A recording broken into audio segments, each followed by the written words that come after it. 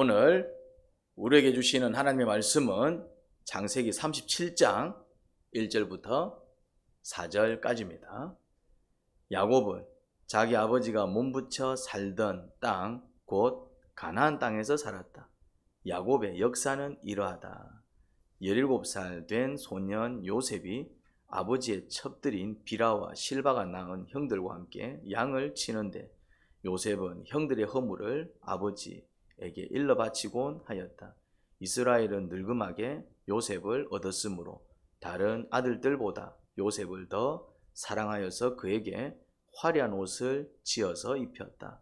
형들은 아버지가 그를 자기들보다 더 사랑하는 것을 보고서 요셉을 미워하며 그에게 말 한마디도 다정스럽게 하는 법이 없었다. 아멘. 야곱이 세겜에서 큰일을 겪고 베델로 올라갔습니다. 올라갈 때 너무나도 두려웠습니다. 아들들이 큰 사고를 쳤기에 감당이 되지 않았습니다. 세겜 장정들을, 그 마을 남자 어른들을 모두 쳐 죽였으니 이 세겜과 동맹을 맺은 부족들이 쫓아와 야곱 가족을 공격하는 날에는 야곱 집안이 전멸당할 수도 있었습니다. 하지만 아직 베델에 도착한 것도 아니고 베델로 가라는 주님의 말씀에 순종해서 베델로 가려고 준비만 했을 뿐인데, 베델로 올라가기 위해 첫 발걸음을 뗐을 뿐인데 주님은 그걸 순종으로 봐주시고 그때부터 야곱을 위해서 일해주기 시작하셨습니다. 창세기 35장 5절입니다. 영상도 넘겨주세요. 하나님이 사방에 있는 모든 성읍 사람을 두려워 떨게 하셨으므로, 사방에 있는 모든 성읍 사람은 세겜 마을과 그 부족과 동맹을 맺은 주변 여러 부족들을 가리킵니다. 그들을 어떻게 만드셨다고요? 두려워 떨게 하셨으므로 아무도 야곱의 아들들을 추격하지 못하였다. 오히려 주변 부족 사람들의 마음에 뭘 심어버렸다고요? 공포심. 괜히 쟤네들 건드렸다가 우리도 죽는 거 아니야? 그런 생각이 순식간에 퍼진 것입니다. 야곱 집안을 무서워하게 만들어버렸습니다. 이게 바로 주님께서 일하신 증거입니다. 주님께서 일하실 때 나타나는 현상 중 하나가 뭐냐면은 마음의 변화입니다. 여러분들이 이걸 잘 기억하셔야 돼요. 그래서 이제 이런 게 있습니다. 원래 그런 사람이 아닌데, 원래 그런 사람이 아니에요. 근데 그날따라 다른 모습을 보일 때 이게 뭐라고요? 그 심경을 만지신 분이 바로 하나님이십니다.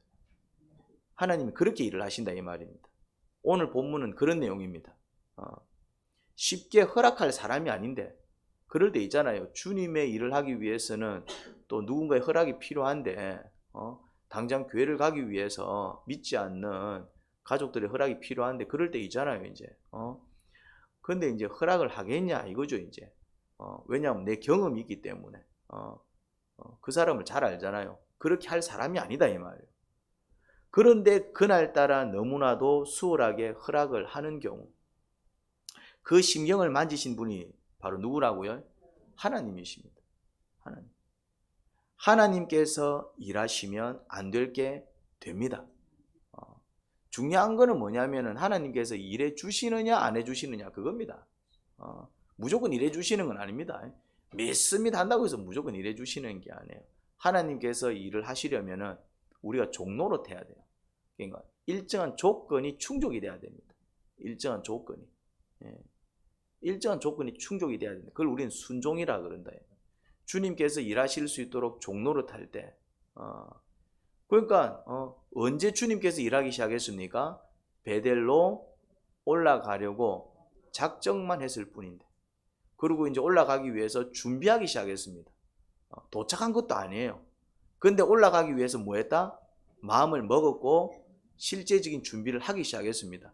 움직였다 이 말입니다. 그가 할 수 있는 일을 한 거예요. 그런데 어떤 마음이 있었습니까? 두려움이 있었어요. 우리 죽지 않을까? 큰일을 쳤으니까 가만히 있겠나? 그런데 베델로 가는 것은 누구의 뜻입니까? 주님의 뜻입니다. 주님의 뜻. 주님의 뜻에 순종하려고 할 때 마치 주님은 그 뜻을 아직 다 이루지도 않아서 베델로 가가지고 약속을 이룬 것도 아니에요. 뭔 소리야? 예. 그런데 이제 이제 나와 한 약속을 지키려고 하는구나. 내 일을 하려고 하는구나. 내 뜻에 순종하려고 하는구나. 주님께서 딱 그것을 보시는 순간 그때부터 주님은 뭐 하기 시작했다고요? 일하기 시작하셨습니다. 오늘 본문을 통해서 우리는 그걸 확인할 수 있습니다. 그러니 자꾸 여러분 생각에 속아서 주님의 역사를 차단하지 마시기 바랍니다. 내 생각에 속는 거예요. 내 생각에. 여러분의 경험에 비추어 안 될 거야 하지 마시고 안 될 것 같지만 느낌은 그래. 내가 경험한 게 있으니까. 주님께서 역사하시면 안 될 것도 될 테니 한번 해보겠습니다 하고 해보는 것입니다. 무슨 말인지 이해됩니까? 주님께서 나를 지키시면 저는 무사히 베델로 갈 줄 믿습니다 하고 발걸음을 뗀 거다 이 말입니다. 물론 조건이 있습니다. 생각만 그렇게 하면 안 되고 그렇게 생각을 하고 움직이기 전부터 우리는 사실 뭐부터 해야 됩니까? 기도하고 묵상부터 하셔야 됩니다. 무조건 움직인다고 되는 게 아니에요. 충분히 묵상해서 그것이 주님의 뜻이라는 확신이 60% 70% 이상이 되면 그때는 한번 해보는 거예요. 그러니까 우리는 어떤 작업만 하면 되는 거예요. 이게 주님의 뜻인가 아닌가 그것을 확인하는 작업을 해야 된다 이 말입니다. 그래서 이거는 주님의 뜻이구나. 그러면 어떻게 하면 됩니까? 여러 가지 방해가 예상이 되고 이게 될까 싶기도 하고 이게 그래 될 게 아닌데 근데 주님께서 해주시면 될 것 같기도 하고 그런 경우에는 주님께서 일해 주신다 안 해주신다? 해주십니다. 왜요? 그게 주님의 뜻이기 때문에. 그래서 성도는 어떤 삶을 살아야 되느냐 하면은 주님의 뜻인지 아닌지 살피는 삶을 살아야 돼요. 자꾸 내 생각과 내 야망과 내 욕심을 자꾸 충족시키려는 삶을 사는 게 아니라 그런 것은 잘 이루어지지 않습니다. 그런데 주님께서 원하시는 일이고 주님의 말씀이고 그것에 순종하려고 하는 노력일 때 그런 순종의 자세일 때는 그렇게 발걸음을 떼는 신앙 여정일 때는 어떤 일이 벌어진다고요? 주님께서 일하시기 시작합니다. 할렐루야. 야곱은 베델에 와서 그가 누웠던 곳에 돌기둥을 세우고 그 위에 액체 제물을 붓고 그 위에 기름을 부었습니다. 뭘 지냈죠? 제사를 지낸 것입니다. 드디어 약속을 지킨 겁니다. 드디어 이 약속을 지키지 못해서 결국 가만히 보면 우리가 어려움을 겪는 이유는 주님께서 약속을 안 지켜서가 아니라 우리가 약속을 안 지켰습니다. 무슨 말인지 이해됩니까? 세겜에서 어려움을 겪었어요. 그래서 혼쭐이 나서 다시 온 겁니다. 자, 세겜에서 혼쭐이 난 이유는 뭡니까? 야곱이 뭘 안 지켰다? 약속을 안 지킨 거예요. 주님과 지가 약속한 게 있었다고요. 주님은 약속을 지켜주셨다 안 지켜주셨다? 주셨잖아요. 지켜주셨고 살려주셨고 성공시켜주셨고 그가 기도한 대로 다 이루어주셨습니다. 약속을 지키셨습니다. 무사히 고향으로 돌아오게 하셨어요. 그리고 이제 야곱이 약속한 게 있었어요. 그렇게 해주시면 어떻게 하겠다고 그랬습니까? 베델에 와서 집 짓고 베델에 와서 제사 지내고 베델에 와서 11조 드린다라고 얘기했잖아요. 이제 하나님은 다 해주셨는데 야곱은 했다 안 했다? 안 했습니다. 어디로 갔습니까?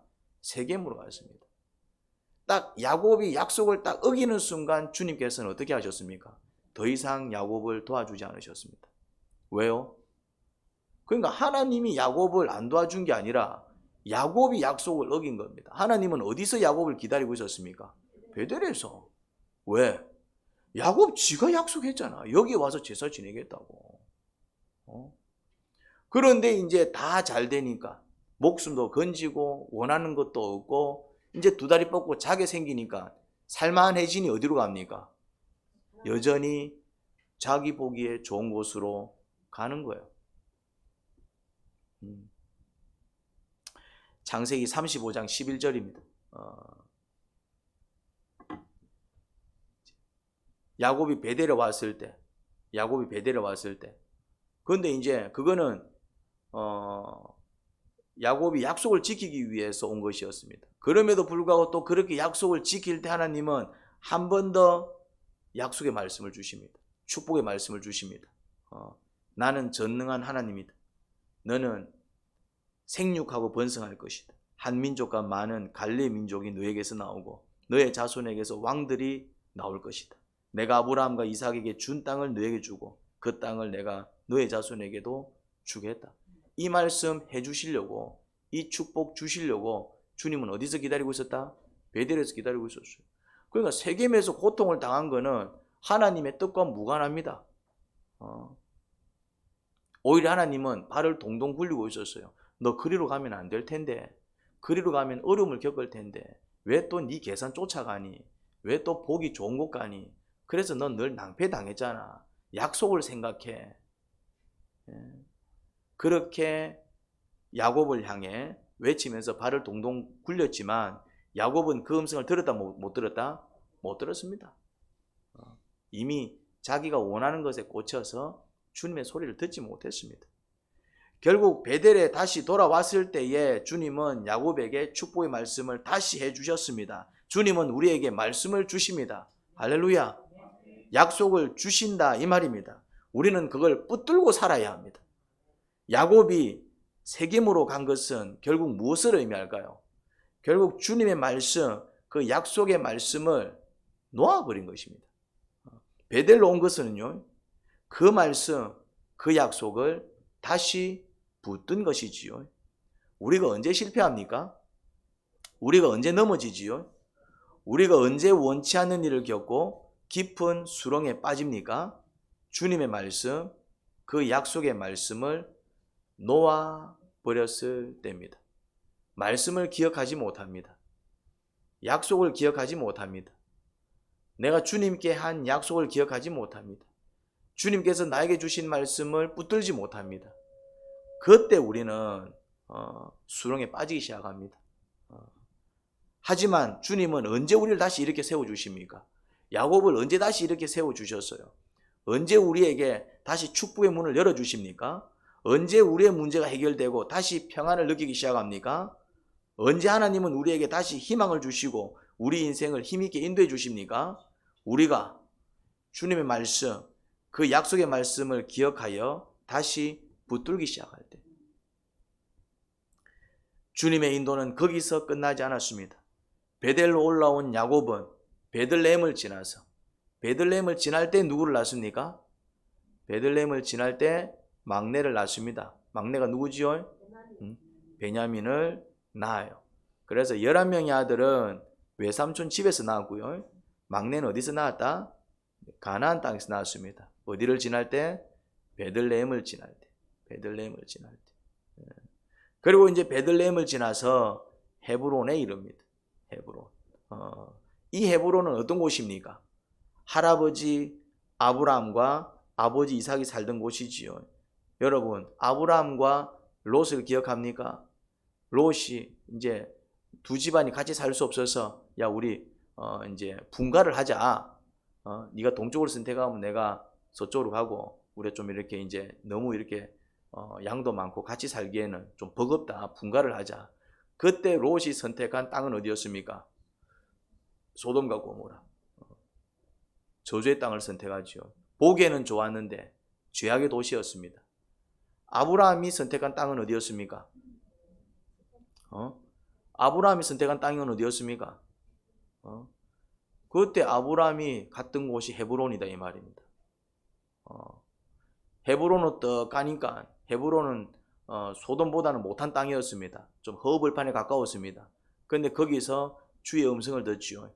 사방 팔방을 쳐다봐라. 쳐다봅니다. 그 넓고 넓은 땅을 네 후손에게 줄 것이다.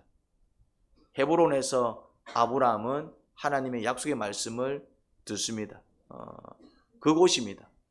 할아버지 아브라함이 하나님의 음성을 듣고 그 약속을 붙들고 믿음을 지키며 산 땅이 어디였다고요? 헤브론. 땅이 중요한 게 아니에요. 어떤 의미를 가지느냐가 중요한 것입니다. 어떤 의미를. 하나님께서는 하나님께서 안 계시는 곳이 있습니까? 그런데 하나님께서 특별히 역사하시는 곳이 있고 역사하지 않는 곳이 있잖아요.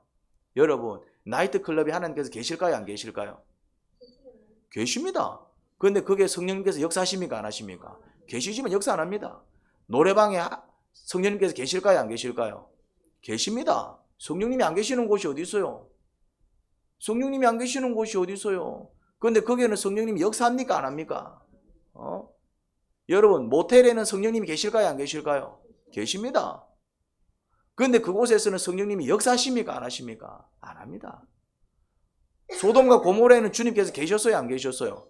계셨지. 그러니까 그 땅에서 그 소돔과 고모라에서 벌어진 일을 주님께서 다 하셨지. 그런데 그곳에서는 주님께서 어떤 역사를 하셨습니까? 심판의 역사. 하나님은 모든 곳에 다 있지만은 특별히 하나님께서 역사하시고 우리에게 은혜 주시고 복 주시는 곳은 따로 있습니다.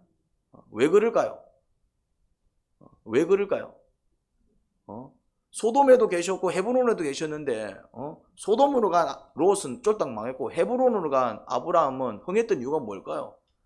헤브론에도 하나님이 계셨고 소돔에도 하나님이 계셨는데 왜 노래방에도 하나님이 계시고 예배당에도 하나님이 계시는데 노래방에서는 역사하지 않은 하나님이 왜 예배당에서는 역사하시죠?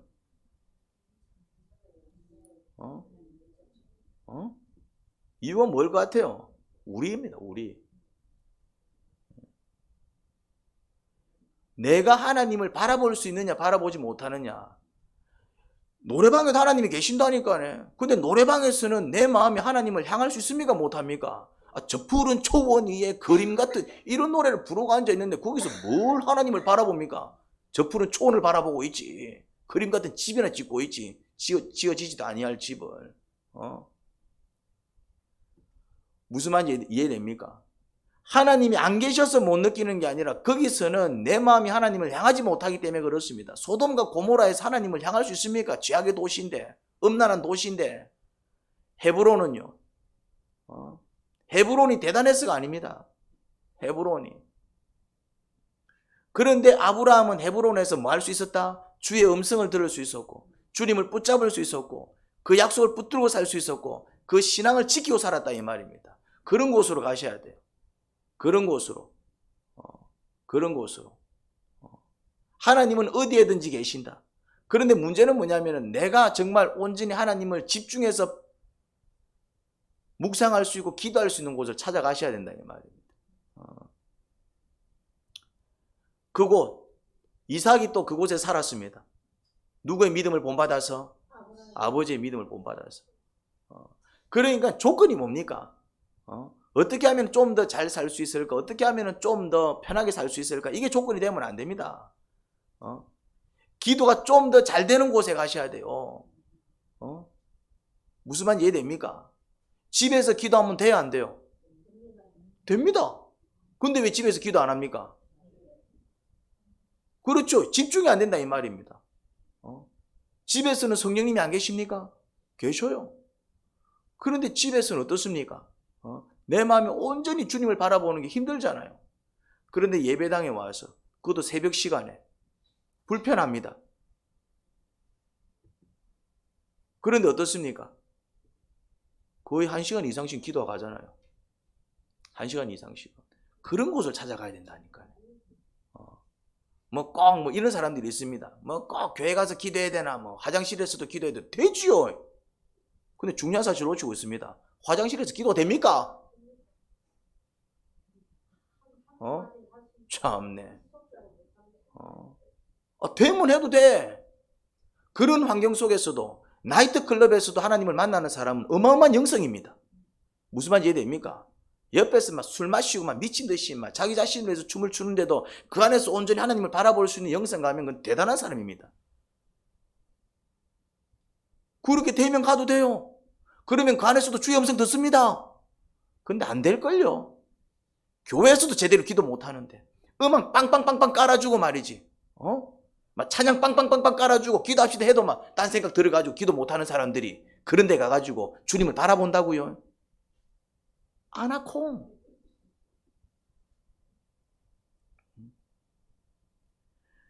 내가 주님을 붙들 수 있는 곳으로 가야 돼요.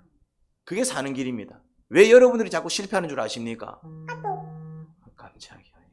이런 문제가 있네. 참. 연결해서 선생님. 이 중요한 사실입니다. 여러분들이 실패하는 이유는 주님을 온전히 붙들 수 없는 곳에서, 오히려 유혹받을 수 없는 곳에서, 그런 환경 속에서, 그러면 어떻게 하면 됩니까? 내가 자신이 없다, 내가 연약하다, 환경에 영향을 받는다, 그럼 어떻게 하면 됩니까? 뭐라고요? 그렇죠. 환경을 바꾸면 돼. 그래. 환경을 바꿔야 돼. 환경을 바꿔야 된다고. 환경을 용기를 내셔야 됩니다. 정리하고 나오셔야 돼요. 환경을 바꾸셔야 돼요. 자꾸 안 되는데 거기서 있으니까 안 되는 거예요. 이제 환경을 바꾸셔야 돼요. 결국 야곱이 어디에 도착합니까? 이 헤브론에 옵니다. 베델을 지나서. 그래서 이제 이 헤브론에 정착합니다. 야곱이 사실은 베델을 경유해서 어디에 왔어야 됐었습니까? 헤브론, 세겜으로 갈 게 아니라. 야곱의 아들이 몇 명이죠? 12명입니다. 외삼촌 집에서 낳은 아들이 11명이고 가나안 땅에 돌아와서 낳은 아들이 1명, 그래서 12명입니다. 근데 그 중에서 야곱이 특별히 사랑했던 아들이 있습니다. 누구지요? 요셉입니다. 요셉. 야곱은 12명 중에서 특별히 요셉을 더 사랑했습니다. 이걸 뭐라고 합니까? 편애라고 합니다. 편애를 하면 될까요? 안 될까요? 편애는 자식들에게 큰 아픔을 주는 상처랍니다. 그리고 사랑을 받은 자녀와 그렇지 못한 자녀를 갈라놓는 아주 위험한 죄악이랍니다. 하지만 안타깝게도 야곱은 요셉을 편애했습니다. 그런데 이유가 있습니다. 요셉은 라헬을 사랑했습니다. 그래서 라헬과 결혼하고 싶어 했죠. 하지만 삼촌이 그를 속여 원치 않게 누구와도 결혼했습니까? 레아와도 결혼했고, 또 이 라헬과 레아의 또 자녀 출산 경쟁으로 인해 원치 않게 그들의 몸종 빌하와 실바와도 잠자리를 같이 하여 더 많은 자녀를 낳은 것입니다.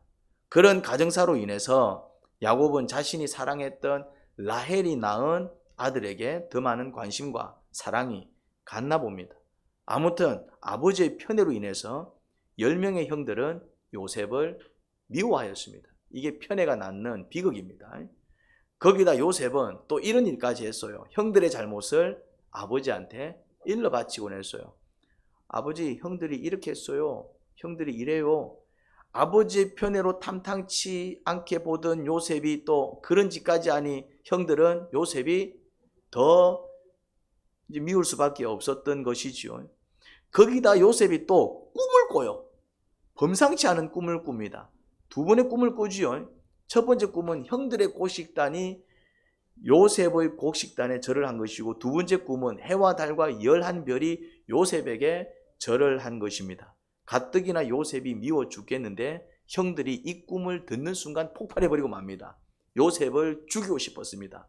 이제는 하다 꿈까지 형들을 무시하는 꿈을 꾸는구나 싶었다 이 말입니다.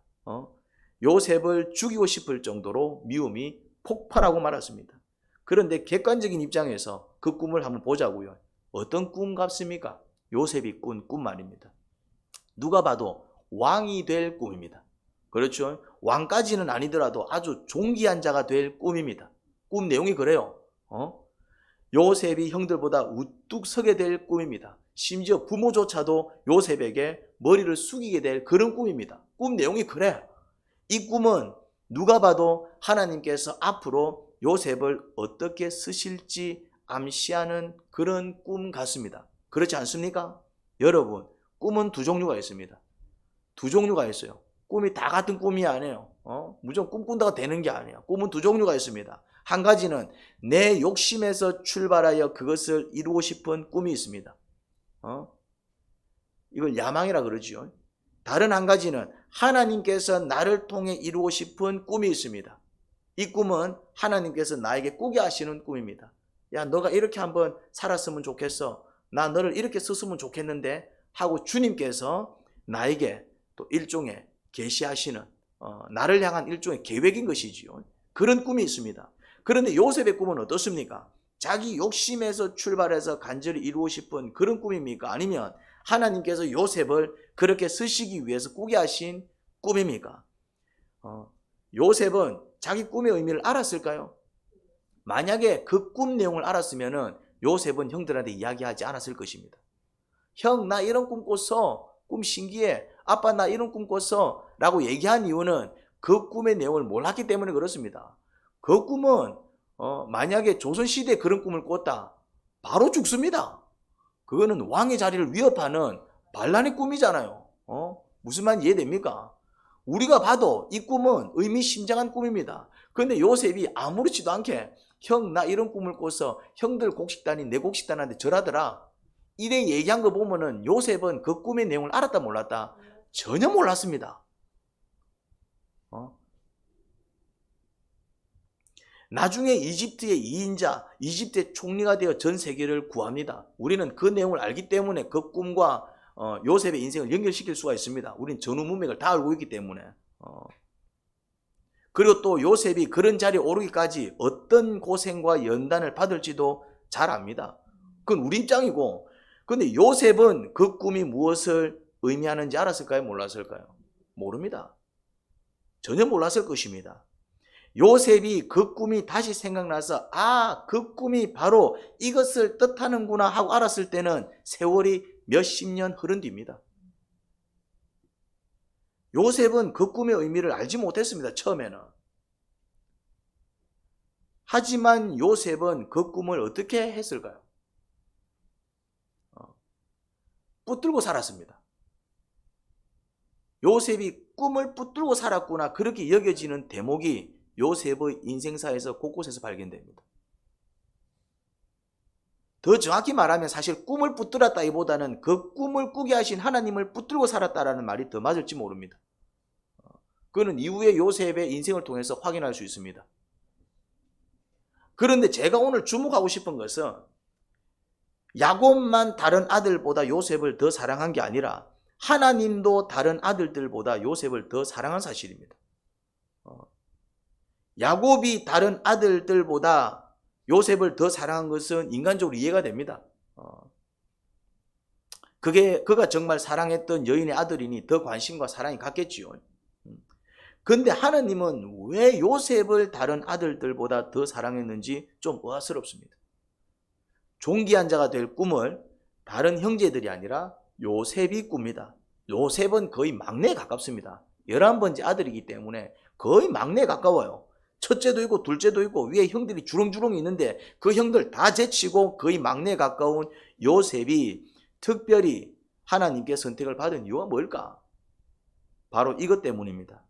2절입니다. 37장 2절입니다.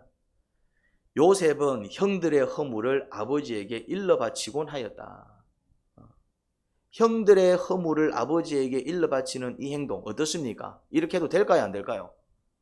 이거는 진짜 어리석은 행동입니다.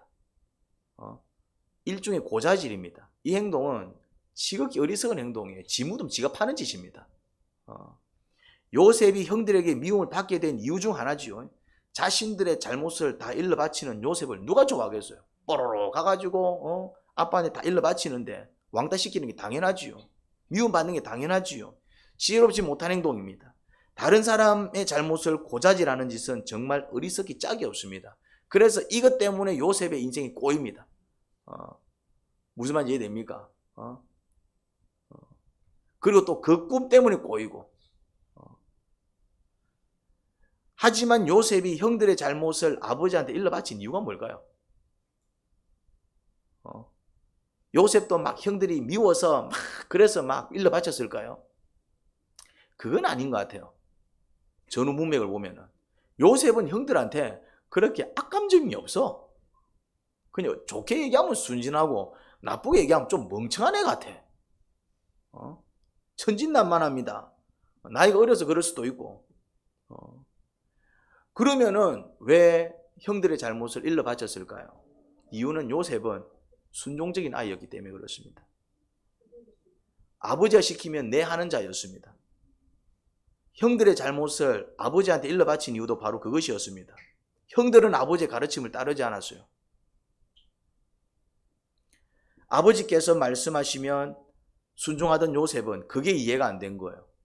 형들은 아버지 말씀대로 안 하는 거예요. 형, 왜 그래? 아버지가 그렇게 하지 말라 그랬잖아. 형, 아버지가 이렇게 하라고 했잖아.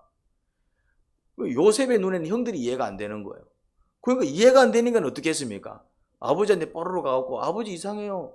형들이 아버지 시키는 대로 잘 안 해요. 그런데 형들 입장에서는 그것이 뭐처럼 보입니까? 이제 형들 입장에서는 고자질이죠. 그런데 야곱은 고자질 하려고 고자질한 게 아니에요. 요셉은 뭐 하려고 했습니까?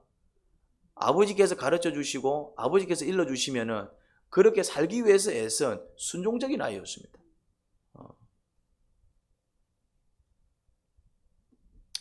무엇보다도 하나님 앞에서 정직하게 살기 위해서 애쓴 노력이지요.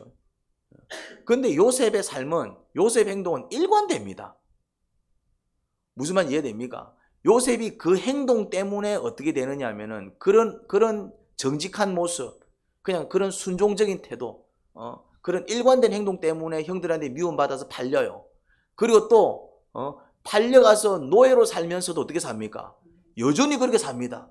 여전히 순종적으로 살고 충성되게 살고 그냥 시키면 시키는 대로. 그러니까 그 주인이 또 너무 예뻐가지고 높이잖아요. 일관된다니까요, 요셉의 삶은. 그런데 또 그 행동 때문에, 결국 그 모습 때문에, 그런 충성심 때문에 어떻게 됩니까? 감옥까지 갑니다. 타협지 않아서 그런 억울한 일을 당해. 세상이 악해서 억울한 일을 당했어요. 그런데 더 웃긴 건 뭐냐면 감옥에 가서도 어떻게 합니까? 감옥에 가서도 똑같이 삽니다. 하나님께서 요셉을 특별히 눈여겨본 이유는 그런 모습이 요셉한테서 언제부터 나타나기 시작했다? 어렸을 때부터. 어렸을 때부터. 물론 지혜롭지 못해서 좀 자기 자신을 지키지 못한, 그렇지만 그것조차도 주님께서는 훈련과 연단의 기회로 삼으셨고 오히려 그런 자를 주님께서는 어떻게 하셨다? 크게 쓰신 것을 볼 수 있습니다. 결국 하나님께서는 꿈을 꾸게 하셨고 내가 너를 쓰겠다 하셨을 때 요셉을 쓰겠다라고 마음먹으신 이유는 이것 때문입니다. 요셉이 어떤 자이기 때문에? 순종적인 사람이었기 때문에 그렇습니다. 주님은 아무에게 꿈을 주시지 않습니다. 나는 이상의 꿈을 못 꾸겠어요. 주님께서 꿈을 안 주십니다. 죄송합니다. 순종적이지 않은 사람일 가능성이 높습니다. 죄송한 얘기지만 꿈을 꾸고 비전을 꾸고 주님께서 나를 이렇게 쓰시겠구나 그런 계획이 분명하고 그런 사람들의 특징이 있습니다. 어떤 특징을 보일까요? 그런 사람들은 순종적인 삶을 삽니다.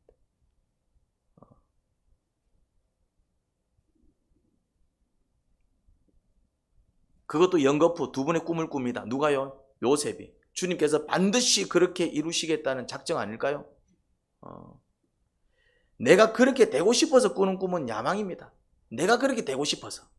하지만 하나님께서 그렇게 쓰고 싶으셔서 꾸게 하는 꿈은 일종의 계시와 같은 것입니다.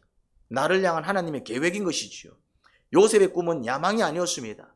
요셉은 형들 위에 우뚝 서서 심지어 부모 위에 우뚝 서서 군림하고 싶었던 게 아닙니다. 그런 야망으로 가득 찼던 사람이 아닙니다. 형들을 짓누르고 심지어 부모를 짓누르고 세상 위에 우뚝 서서 너가 내 말 안 들으면 다 죽어 이런 굴림이 아니었습니다. 그런 야망으로 가득 찬 인물이 아니었습니다.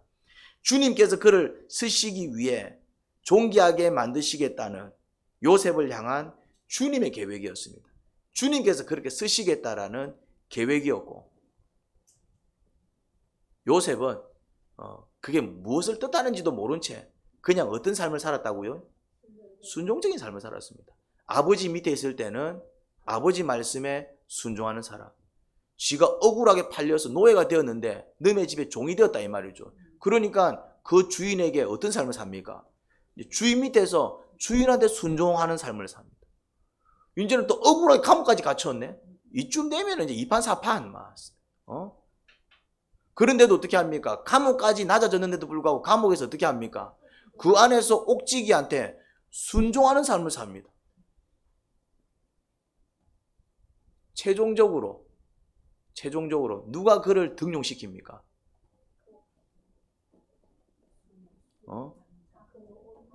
누구? 모릅니까? 바로가 세우잖아. 바로의 모르나 이 이야기를. 답답한 소리를 하신다 참말로. 이집트 총리가 되잖아. 이제 바로가 세워버린다. 바로가 무슨 말인지 이해됩니까? 옥지기 밑에 있을 때는 그냥 옥지기 밑에 있을 때는 그냥 별 볼 일 없는 인간입니다. 한 주인의 노예로 있을 때는 별 볼 일 없지만은 한 나라의 왕이 세워서 신하로 세워버리니까 이건 얘기가 달라져 버리는 거예요. 그런데 요셉은 늘 똑같은 인생을 살았다니까요. 늘 똑같은 인생을. 왕 밑에 신하가 되었다고 해갖고 이렇게 잘하고 이렇게 종으로 있을 때는 이게 아니었다니까요. 요셉의 삶은 늘 일관되었습니다. 그래서 간단합니다. 주님께서 쓰시는 사람 간단합니다. 집에서 부모 말씀 잘 듣는 사람은 하나님께서 쓰십니다. 교회에서 목사님 말씀 잘 듣는 사람은 하나님께서 쓰십니다. 죄송한 얘기지만 고용이 되어가지고 내가 어디 회사에 들어가면은 그냥 거기서 그냥 군소리 하지 않고 시키는 일 열심히 하는 사람, 주님께서 그 사람을 쓰신다 이 말입니다. 이게 이해가 됩니까?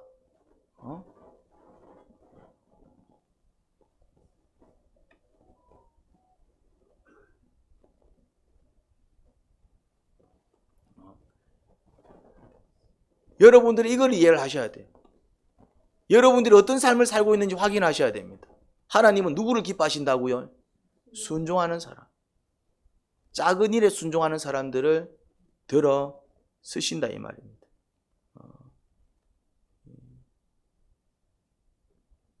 지금부터 순종을 연습하시기 바랍니다. 물론 우리가 순종할 때 모든 말에 다 순종하는 건 아닙니다. 어떤 말에는 순종하면 안 됩니까? 죄에 해당하는 말은 순종하면 안 됩니다. 야, 저 사람 칼로 찔러 죽여. 순종하면 됩니까? 안 됩니까? 이건 왜 하면 안 됩니까? 죄에 해당되는 말이기 때문입니다. 야, 니네부터 교회 가지 마. 이런 말에 순종하면 됩니까? 안 됩니까? 죄에 해당하는 말은 순종하면 안 됩니다. 그런데 우리는 어떤 말에는 순종해야 됩니까? 내 생각과 다를 때. 내 생각과 달라. 나는 그렇게 생각하지 않는데. 그런데 권위자가 얘기해. 그런 말은 어떻게 됩니까? 내 생각과 다르지만 또 아버지 말씀이니까 순종하겠습니다. 제 생각과는 다른데 또 목사님이 그렇게 말씀하시니까 순종하겠습니다. 이게 순종입니다. 그리고 또 이제 어떤 순종을 해야 됩니까? 내가 원치 않는 일일 때. 내가 원치 않는 일. 그럴 수 있잖아요. 이거는 내가 원하지 않아. 난 다른 거 했으면 좋겠어. 근데 아버지께서 그렇게 말씀하시니 순종하겠습니다. 목사님이 그렇게 말씀하시니 순종하겠습니다. 권위자가 그렇게 이야기하니 순종하겠습니다. 그 죽고 사는 문제가 아니라면, 그게 정말 죄에 해당되는 말씀이 아니라면, 주님의 뜻을 거스리는 말씀이 아니라면 어떻게 된다고요? 권위자에게 순종하는 자. 하나님은 그런 자를 쓰십니다. 그런 자를. 근데 대개는 어떻게 합니까? 내 생각과 다르면 어떻게 합니까? 나는 그렇게 생각 안 하거든요. 왜 꼭 그렇게 해야 되는데요? 이렇게 할 수도 있는 거잖아요. 주님은 이런 자 안 쓰십니다. 쓰실 수가 없어요. 쓰기 싫은 게 아니라 쓰실 수가 없다니까요. 쓰실 수가 없어요. 그런 자는. 그러니 죽고 사는 문제가 아니다. 그리고 이거는 죄에 해당하는, 죄를 짓게 하는 말씀도 아니다. 이거는 주님의 뜻에 어긋나지도 않는다. 단지 그냥 내 생각과 좀 다르다. 그냥 내가 원하지 않을 뿐이다. 그런 말씀일 때는, 그게 주님의 말씀이고, 그게 목사님의 말씀이고, 그게 부모님의 말씀이고, 그게 권위자의 말씀일 때는, 그게 남편의 이야기고, 그게 내 윗사람의 이야기일 때는 좀 불편을 겪더라도 어떻게 한다? 예, 알겠습니다. 주님은 그런 자를 기뻐하시고 그런 자를 들어 쓰시더라 이 말입니다. 결국 요셉은 그 꿈꾸고 인생이 꼬이기 시작했습니다. 그렇죠? 그리고 사실은 이런 우직한 삶 덕에 그의 삶은 꼬이기 시작했습니다. 그렇죠? 그렇잖아요. 그렇지만은 그 모든 모습을 누가 지켜보고 계신다? 하나님이 지켜보고 계시고, 오히려 그런 어떤 시련과 아픔조차도 하나님은 요셉을 뭐하는 도구로 삼았다? 연단하고 훈련해서 큰 사람 만드는 도구로 삼아버렸어요. 그래서 그런 다양한 경험이 있었기 때문에 나라의 2인자가 되었을 때도 어떻습니까? 그 자리도 능히 감당해내는 큰 인물이 되었습니다. 곱게 자랐어도 그런 2인자의 자리를 감당할 수 있었을까요? 그렇지 않았을 것입니다. 그러니 주님께서 겪게 하시는 시련, 아픔, 내 죄악 때문이라면 내가 철저히 회개하고 자복하는 시간을 가져야 되겠지만은 그게 아닌데 억울함이 느껴질 때가 있잖아요. 왜 이런 일을 겪게 하시지? 그거는 나를 더 큰 그런 만들기 위한 하나님의 연단이요 시련인 줄 깨닫고 믿음으로 나아가시기 바랍니다. 그럴수록 더 충성하시고 그럴수록 더 한길을 걸으시고 그럴수록 더욱 하늘을 바라보시고 주님을 붙드시기 바랍니다. 그러면은 어느 순간에 놀라운 반전을 경험합니다. 어느 순간에 요셉의 반전 기억하시지요? 요셉은 생각지도 못했어요. 지가 한나라의 2인자가 될 거라고는 생각지도 못했습니다. 그런데 한순간에 주님께서 그렇게 낮추시더니 높이실 때는 그렇게 한순간에 높이시더라 이 말입니다. 왜요? 왜 그렇게 한순간에 높일 수가 있었을까요? 준비가 되어 있었기 때문에 그렇습니다. 그 훈련을 마다하지 않고 기꺼이 받았기 때문에 그렇습니다. 물론 아플 때마다 눈물 흘리고 주님 앞에 나아가서 정말 그 신앙을 키웠고 주님의 사람으로 자랐기 때문입니다. 그렇게 준비되어 있었기 때문에 한순간에 올려도 그는 타락하지 않고 변질하지 않고 오히려 더 정직하게 진실되게 주의를 감당할 수 있었고 그를 통해서 그 자리를 통해서 세계를 구원하는 귀한 사명 감당하지 않습니까? 그런 자들이 되기를 주님의 이름으로 축원합니다. 하나님 아버지 은혜를 감사합니다. 요셉의 인생을 통해서 우리가 어찌 살아야 될지 배웁니다. 순종하는 삶이 이렇게 중요합니다. 물론 요셉은 순종을 너무 잘해서 인생 꼬였습니다. 아버지께서 보여주신 그 꿈으로 인해서 그 인생은 더욱 꼬여버렸습니다. 형들한테 미움받았고 팔려가서 노예되고 심지어 정말 노예가 되었어도 충성했을 따름인데 여주인이 지 말 안 듣는다고 모함해서 또 옥에 갇히고 그런 인생이 반복되었습니다. 하지만 그럴수록 그 시련 속에서 그는 연단받기를 주저하지 아니하였고 오히려 한결같은 모습을 통해서 주님께 더욱 예쁨받는 자가 되어서 결국 한순간에 반전이 일어나는데 정말 너무나도 감동적입니다. 그런 감동적인 인생을 저희가 살기를 소원합니다. 예수님 이름으로 기도합니다. 아멘.